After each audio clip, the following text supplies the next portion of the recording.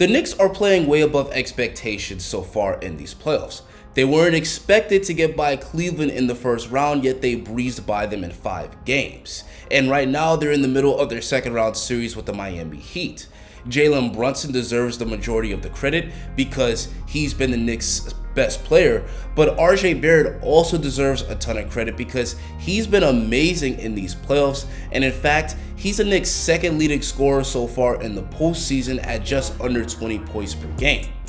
The RJ Barrett experience was very frustrating for Knicks fans in the regular season because while some nights he looked like a future superstar, other nights he looked like he belonged in the G League. But ever since Game 3 of that Cavs series, something really clicked for RJ, and he's been blossoming for the Knicks at the perfect time. So in this video, I'm going to break down all the different areas of RJ's game where we're seeing so much growth. One area where RJ is really thriving in the playoffs is driving to the rim and finishing. He's always been great at getting to the rim, but he was never a great finisher. But so far in the playoffs, his finishing has really taken off. So far in the postseason, he's shooting 60% within 5 feet of the basket, which is up from the 57% he shot from that same range in the regular season. And Thibodeau has done a great job of running plays to get RJ going downhill. Here on this play, the Knicks are going to run a dribble handoff. Mitchell Robinson gets it to RJ. RJ gets going downhill with his dominant hand, and he finishes over Evan Mobley. On this play, RJ gets it near the top of the key again. The Knicks set a double screen for RJ. He gets going with his dominant hand, and that's an easy finish over the smaller Darius Garland. And thanks to his upper body strength, RJ can bump defenders and move them out the way like ragdolls, so that way he still gets a good attempt at the rim. And he's also been able to get downhill from attacking, closing out defenders, and finishing.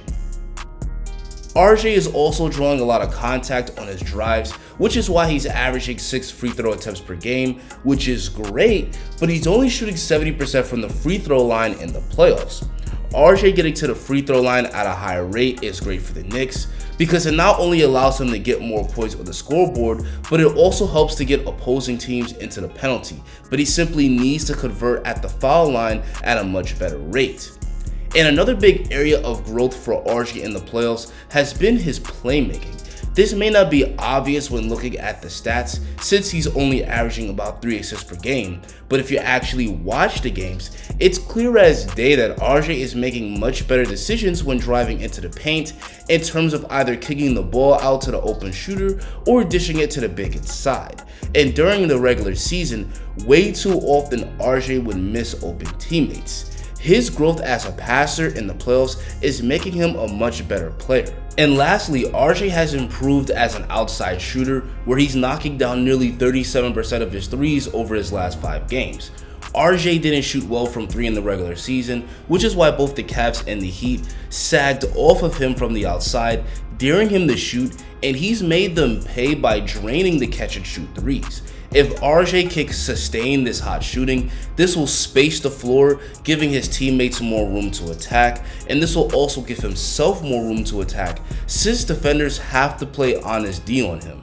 Overall, RJ Barrett is thriving for the Knicks at the perfect time, and this makes them so much better as a team because he gives them another efficient scorer and playmaker that can also space the floor.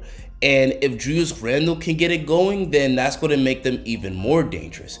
I know he played well last game, but he hasn't shot the ball so well so far in the playoffs. But hopefully with 5 days off, Julius Randle can get back to his regular season standards. And if that's the case, the Knicks may get to their first conference finals since the year 2000. But anyway, guys, that's going to be it for me.